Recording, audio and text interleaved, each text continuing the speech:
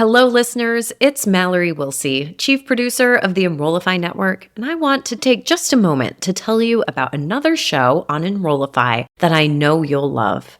Breaking Silos aims to showcase the remarkable work of marketing professionals and their non-marketing colleagues from different departments across campus who come together to achieve common goals, implement new initiatives, enhance the student experience, and foster better collaboration among teams. Hosted by Shane Biglini, who leads marketing at Muhlenberg College, each episode of Breaking Silos will feature a marketer and their non-marketing colleague to talk about that partnership. This unique format will inspire marketers to try new things and connect with colleagues in new ways, while also allowing non-marketing professionals an inside look at some of the most collaborative projects in higher ed marketing. New episodes drop every other Wednesday, and you can subscribe to the show by visiting podcast.enrollify.org or just search Breaking Silos wherever you get your podcasts.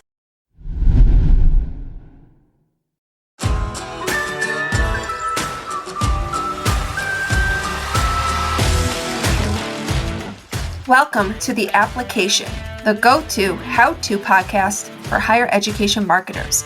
I'm your host, Allison Turcio, Assistant Vice President of Enrollment and Marketing at Siena College. Whether you're a seasoned pro or just starting out, this podcast is packed with practical tips and actionable advice to help you elevate your marketing game.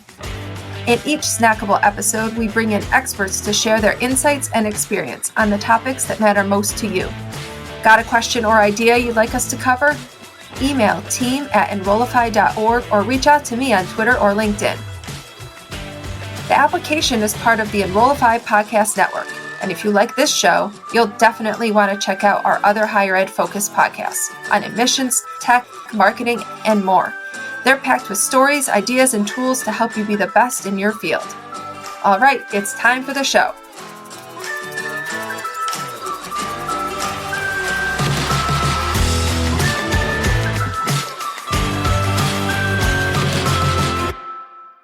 Today, we're diving into crafting powerful social media strategies that span across platforms. Our guest is Erica Colaney, the Director of Social Media at the University of Michigan. Erica leads a talented social communications team that engages with over 2.4 million followers, creating dynamic content that educates, engages, and enthralls audiences across all different social media platforms. Representing a world-class institution known for its academic excellence, innovative research, and competitive athletics, Erica brings to us a wealth of knowledge on developing cohesive and inclusive social media strategies, and she will be presenting at EduWeb Summit July 9th through 11th in Philadelphia. For now, let's get ready to learn about data-driven strategy development, platform knowledge, accessibility, inclusivity, and content creation, and so much more from Erica. Erica, welcome to The Application. Thank you so much for having me. I am so thrilled to be here and to have this conversation with you. Me too. Why don't you start by telling us a bit about your journey and what led to your current role at University of Michigan? Of course. I started out as a journalist, and I really loved the research that went into reporting. I loved connecting with people and learning their stories. Journalism was where I always saw myself, and I was lucky enough to get to work in that industry for several years. And when I started working at a newspaper, it was right as Twitter was really booming, and Facebook was a platform that was adding in some newsfeed components, and people were starting to use it in more ways than just status updates. And so I used social media to promote my stories. And then I started using it to engage with the audiences and readers and learn new tips and understand what was going on in the communities that I was covering. And then I started teaching other journalists who worked for our newspaper to do the same. And then we created almost like a user-generated content forum where anyone could contribute their own stories as well. We would review them. And then I started the social media platforms for the paper to then engage with to engage with communities and to further elevate stories. And so really it moved from there. And then I moved on to work for another media company that was really spearheading this entire engaging with audiences online kind of platform that we now see all institutions doing. And so that really, when I think about it, social media from the very first part of my career was an integral part of how I established myself and what I was going to be doing. I just didn't really see it yet, because then I went and worked for some agencies in, public relations and marketing and communications. I worked in healthcare, and then I moved into higher education. And then really saw the ways that social media is so vital to connecting with prospective students and faculty and staff, and also those who are currently there, alumni, and everyone else in the community. And so unknowingly, it really was a part of everything I was doing right from the start.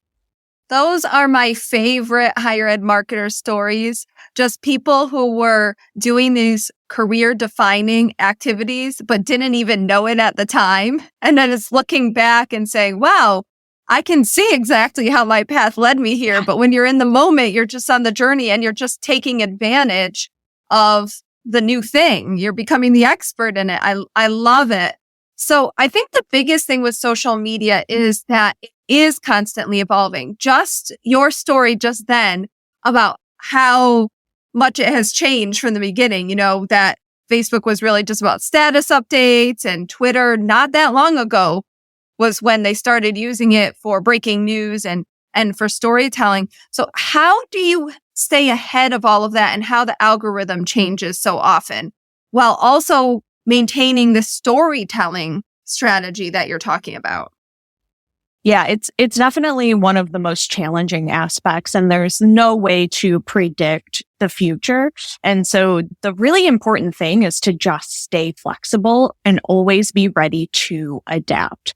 And so it's not scheduling too far in advance. It's not becoming really passionate about one specific approach, because that approach might in a few weeks no longer be what people are craving or what's going to be effective. And so, making sure that you know what's going on in the moment and checking in with your audiences, reading through the social feeds and understanding what you need to adapt. Is it a quote graphic that you've created and maybe you need to adjust the quote? Or is it the way that you've written a post and maybe it needs to change because there's a phrase in that post that now might be taken in a different context because of something that has happened in your community or somewhere further, out in the world. And so really making sure that you always know what's happening, what's trending. And, but then that sounds really daunting because it sounds like you have to be constantly plugged in. Yeah. But it is 24/7. It's social media. Yeah. And so that's why it's, instead of focusing on putting out a lot of content throughout your feed constantly, focus on each moment. So that you want to share something today on X or today on LinkedIn. But before you post it, just take a moment and read through, see what's trending, see what people are saying, see what posts your brand is getting tagged in, and then determine whether or not it should be posted. And that does slow down that process. But if you're creating your content ahead of time, you still have it ready. You just have to go in and actually post it or save it as a draft. Don't schedule it, overnight, because you just don't know what's going to happen. And if you're going to be offline overnight or for a day while you're doing something else, you don't want to put something out that is going to not be taken in the way that you intended it to be taken. But that also comes with the algorithm changes and understanding how that goes as well, which just takes a lot of time to learn. Facebook really focused on meaningful engagement for years, and now they're starting to move away from that. So that's just something that everyone has to learn as we go and adapt and adjust. Just like when Threads launched last year, we had no idea what that algorithm was going to be like or how that was going to work. It takes time and patience to really understand where you can add the most value to the conversations that are taking place and how you can start dialogues that your key audiences are going to want to participate in on that platform. It's better to be right than fast. Yes, absolutely. You don't have to be first. It's okay.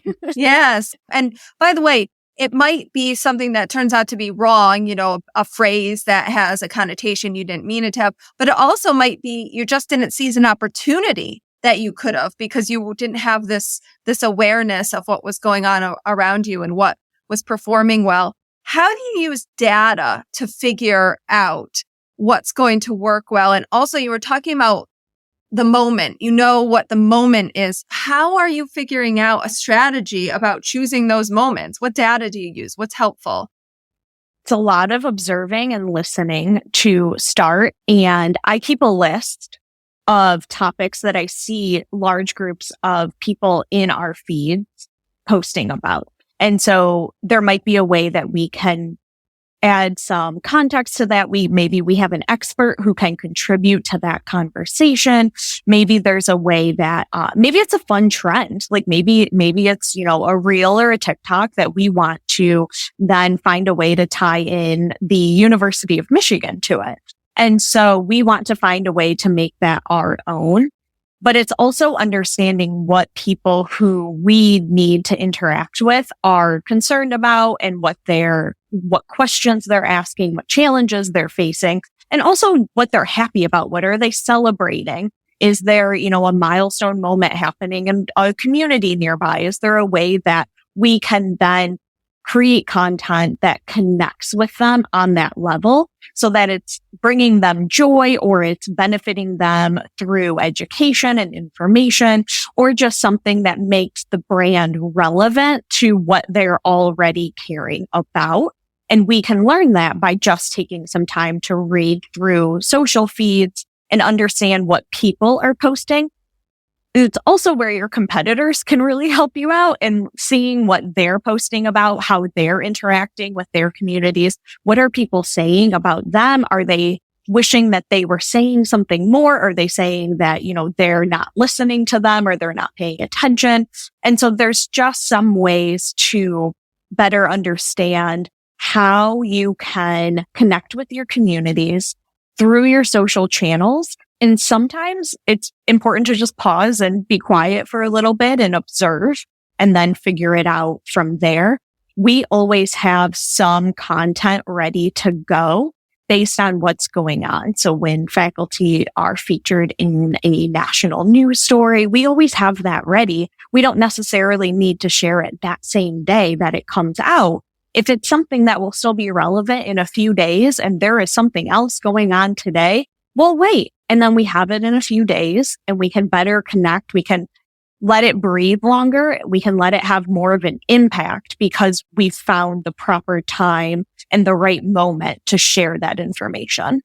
I am super impressed with how much listening that you're doing to inform your decision making. I mean, most people honestly answer that question in a quantitative data way, but I really love your approach about using everything that you're seeing on social media as qualitative and market intelligence that helps you inform what you're going to do next. Now, I know at University of Michigan, you have influencers. You have students and probably faculty and other figures that have a relationship with the university with really, really big audiences in themselves. For instance, I know that there's a Real Housewives of New Jersey daughter goes to University of Michigan, right? How is that different? Because a lot of us who are listening haven't had that experience yet. How do you deal with those influencers that are part of your umbrella of the University of Michigan? We get to listen a lot from them and what they're doing and saying. Because they have such a reach, we're able to see how excited people are and the way that they're interacting with them.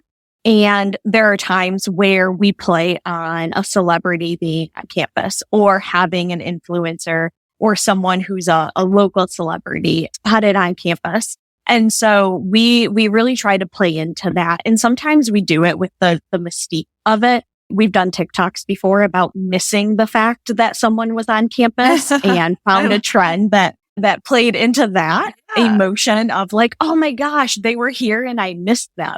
And so we do collaborate quite a bit with the individuals on campus who are have really large followings, and we know that they're positively impacting our communities, and there's ways that we can further our reach by working with them, because we understand that the individual that they are and the groups that they're affiliated with are going to help us reach new audiences and reach new individuals, to understand that, we want to be a part of everyone's experience at Michigan. And we want everyone to have a relationship with the University of Michigan brand, not just current students, but also everyone who's a part of the extended Wolverine community.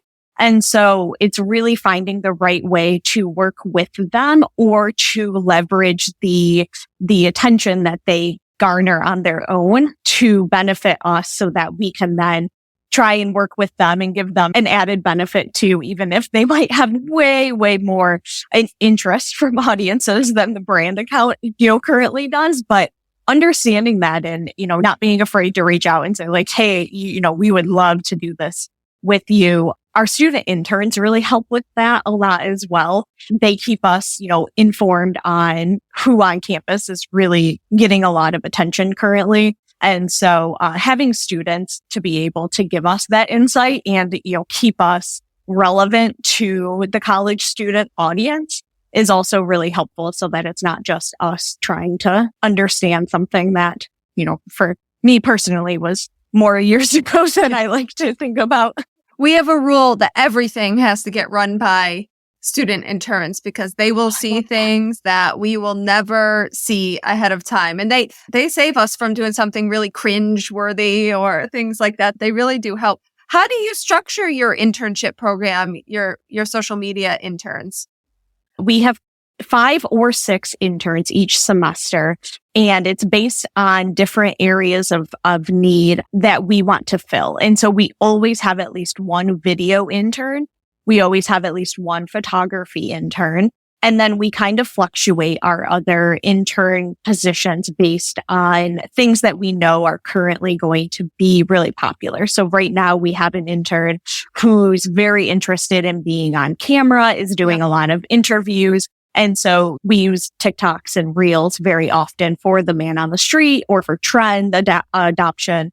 And so really making sure that we have someone who's ready to do that. And then other interns who are ready to help us generate content for our other platforms, or just help inform us of ways to engage. We do a lot of, here's what my mom is really excited about, and she really wants to see this. So we hear that from them. We hear, this would be really funny. This would really connect with the students. They would love this, even if it's something that to me, I'm like, I don't know. Are you sure? That seems a little bit like out of it. And then we go for it and it's a hit. And so it's, making sure that we have space for everyone to not be overwhelmed by the work on top of their studies, but also to contribute ideas and content that they are creating themselves and sending to us to review, or meeting with us weekly to do filming and come up with ideas for different content. And so in addition to our full-time staff, we always include our interns in all of those ideation moments. Wow. Those internships must be very coveted on campus. Like, you must have such an application pool of students who want to do that. Who wouldn't want that internship?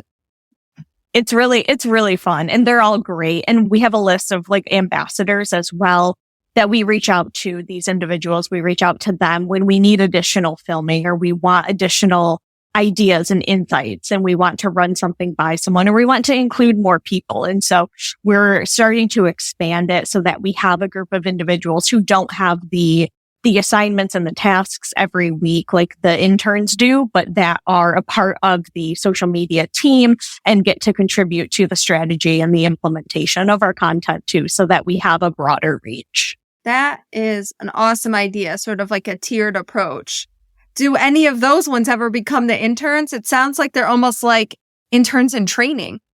Yeah, we just had that happen with our one of our new interns who we brought on. Was someone who participated in a lot of our different filmings and has her own TikTok with a really solid following. And she's always just doing this really positive, amazing things in Ann Arbor content. And it's just really bright. and cheerful. And she was always really great when we worked with her. And so she ended up, joining our team, and it's fabulous. And we get to know them so well through that process. And it's really great to be able to expand how many different students that we're working with regularly, because it helps us learn so much more. It's a win-win because they're getting a great experience too. I'm sure from all of you. I want to talk a little bit about engagement because Michigan, you guys are just putting out so much content on so many different channels. What have you learned about engagement? What are your go-to strategies for really getting that high level of engagement with your audience?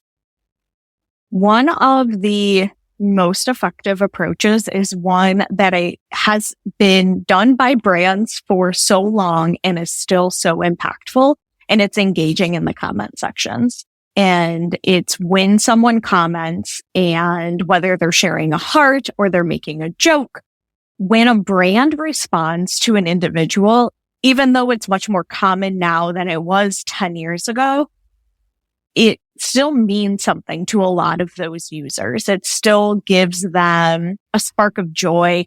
And I think the longer you work in social for a brand, you start to think that doesn't have the same kind of impact because it's something that you just continuously do. But it does. People really enjoy that and think that it's fun that you've taken the time to respond to them and that you appreciate that they took the time. How do you do it though, Erica? Like the sheer volume. There's a lot. When I think about the millions of followers, how do you do it? How do you manage that? We're lucky we have a team here. So we do have several different people contributing on a few different platforms. I think there are 3 of us who are usually in the different platforms doing that. And we kind of split it by who's worked on that content and knows the way they want to respond. We have one person on the team who's like our like puns and witty go-to person. And so I'm more of the, like, oh, thanks. And, some hearts and things. So that's really the way that we're able to make that work. We also always watch for people who are tagging us or mentioning us, so that we can comment in other feeds as well and get more attention and garner more awareness. That one's more difficult, but hopefully helps grow followings and is, again, like not new approaches at all, but ones that are definitely worth putting some time into every day. Well, I think that's why this conversation is so great, actually, is because you're really honing in on tried and true strategies. Storytelling, engaging one-on-one when you can, and listening. Like those things are not going to change as the algorithms change, right? That's sort of the point. So if you are always sticking to those, you can sustain your level of engagement. You can sustain your success as the platforms themselves are changing because you're sticking to what's always going to work. Yes. And engagements are always going to be important to the platforms as well. Yeah, because those are the signals that your content is something worth showing to a lot of people. I'm so sorry. Before I cut you off, you were going to tell me about a second piece around engagement, but I wanted to figure out how the heck you deal with all the comments and the DMs and the mentions, but you were going to tell me something else. What was that? Just that we also always watch for other feeds to jump into as well and other comment sections. That's all. And I added that in there. I love that you think about it that way, that it's not just what you're putting out, but really how are you contributing to the community on each of those platforms? And you're finding other conversations that you can jump in on and provide some relevance to. I think that's really, really cool because most people are really tied down. And it's hard because almost everybody has small teams, right? It's hard to think beyond just the content creation because you're like, oh, I got to get something up on Instagram. I got to get something up on X today, right? And there's this drive sort of for like getting the content up, but you are really thinking about it in much of a broader strategy. One of the things that occurs to me is that flexibility is really key here too. I mean, just this example of the comments and how you deal with them shows how you guys are dealing with responding in flexible ways to adapt to those challenges. What other tips and advice do you have for everybody to be able to be responsive and flexible and adapt to the changes? Like I mentioned earlier, I think the most important piece of this is to not get too attached to any particular approach or any particular style of posting, and always be ready to make that change. And I always talk about building flexibility into a plan, which sounds crazy and doesn't make much sense in that sentence alone. But when you think about it in the context of what we're doing, having something ready to share, but not being glued to the idea that it has to be shared on this particular day, because you never know what else is going to come up. And it's not just a crisis, or it's not just a concern or an issue. It's also when something fun happens. It's also, I'm in Michigan, so weather changes are a big thing here. It's a sudden snowstorm in the spring, or, a beautiful random 70-degree sunny day in the winter.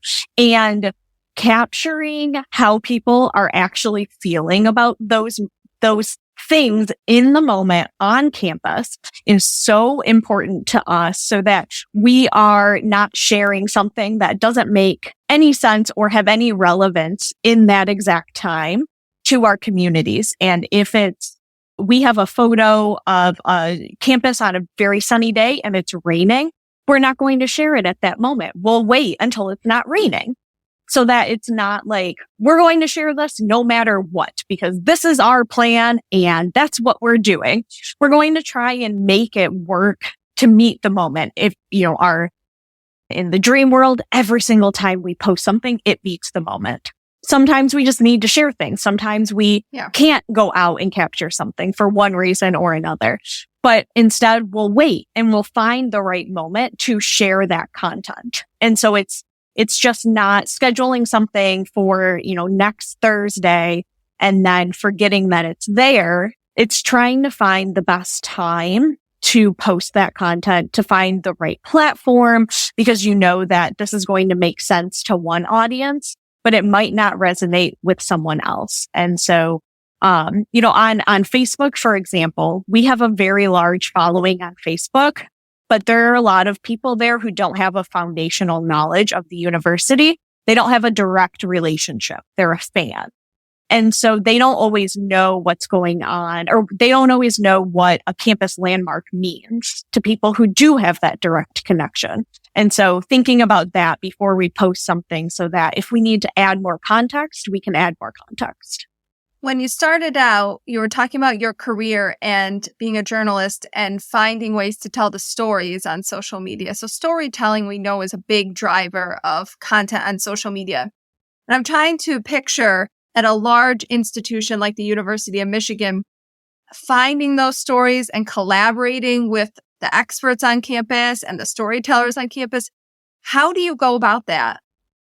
We try to work with all of our colleges and schools on campus, which there are 19 of them in Ann Arbor. And then we also have 2 satellite campuses in Michigan as well, at Dearborn and Flint. And so we try to work with all of them to make sure that we are focusing on faculty, student, and staff stories across the board. And so sometimes it's us reaching out and asking them for stories based on a particular theme that we're hoping to emphasize, or just asking if they have anyone who they're really, excited for us to highlight. A lot of times it's when we've come up with a thematic focus. For May, we try to do a lot around mental health. And so is it because of Mental Health Awareness Month? And so is there someone who is studying this who can give us some information? Is there a student who's really passionate about this and has applied it to their academic studies or their extracurricular activities? And so we can help focus a story, or we can help focus our efforts there to help share this narrative that there are so many people at the University of Michigan. Here's one example of someone who's doing this incredibly impactful work. And there are so many more. Here's one. And then hopefully we learn about more in that process. Well, you're certainly setting yourself up to learn about more because of the way you engage on social media. I have to imagine when you put these stories out, you actually end up getting tips for other stories right back in, right? Like just like you started doing when you were a journalist. Yes. Figure out how to I love how you've been able to translate those skills over to higher ed. I have one last question for you, Erica. What do you think are the biggest myths you hear about working in higher ed social media? I think that one of the biggest myths is one that it is applied across the board of social media, but feels really emphasized in higher education, and that social media that it just exists, that it's just something to, go ahead and post this there. Just post it. There's so much that goes into this. We spend so much time researching who we're talking to, where we're talking to them, how we can best communicate with them, what is going to be the type of content that will resonate with them, where do we need to make a video, and where should we just, make sure that we have really good imagery, and why, and where is this going to go? When is it going to post? All of these things that go into our thought for, 5 posts that go out in a day. And so it's just, there's so much communication and marketing and, listening and public relations that all need to go into how we are understanding our audiences, and then how we're crafting narratives that are going to benefit the brand, help enhance our, institutional standing as far as our audiences see us, and how we can really give them the information that they'll enjoy, things that will help them, benefit them, educate them, add value to their lives, or just make them laugh and feel like the University of Michigan is a place to be happy that exists, and that they're on social and that we can see what they're sharing. And so it's a lot of thought around how we can best do social media. And it's not just one piece of the puzzle. It's a huge component of marketing communication strategies, and how we can best leverage them is something that takes a lot of time and effort. And so with higher education, student audiences are so important to engage with and understand. And so that's why I think in higher education, it's even different from other industries that I've worked in before, because these students, we need to be able to connect with them and learn from them constantly. And these are the channels that allow us to do that. This is perfect, because the next time a higher ed social media marketer gets asked, can you just post this? They can just send them the link to this podcast episode. No, I'm just kidding. Don't do that. That's probably not going to work for all of you. But what you should do is take all of these incredible insights and expertise that Erica shared with us today and apply them and show everybody what social media marketing and social media communications really can be for an institution. So go out there and get them. Erica, thank you so much for joining us today. I can't wait to see your presentation at EduWeb in July as well. Thank you so much, Allison. This has been so fun, and I really appreciate your time. To everyone tuning in, thank you for listening to this episode of The Application. If you found this discussion helpful, please subscribe and leave us a review. Stay connected with us for more tips and insights on higher education marketing.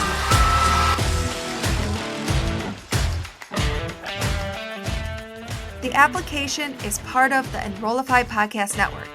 If you like this podcast, chances are you'll like other Enrollify shows too. Our podcast network is growing by the month, and we've got a plethora of marketing, enrollment, and higher ed tech shows that are jam-packed with stories, ideas, and frameworks, all designed to empower you to be a better higher ed professional. Our shows help higher ed marketers and admissions professionals find their next big idea, and they feature a selection of the industry's best as your hosts. Learn from Jamie Hunt, Seth Odell, Day Kibbles, Jeremy Tears, and so many other of your favorite higher ed leaders. Enrollify is made possible by Element 451, the leading AI-powered all-in-one student engagement platform, helping institutions create meaningful, personalized, and engaging interactions with students.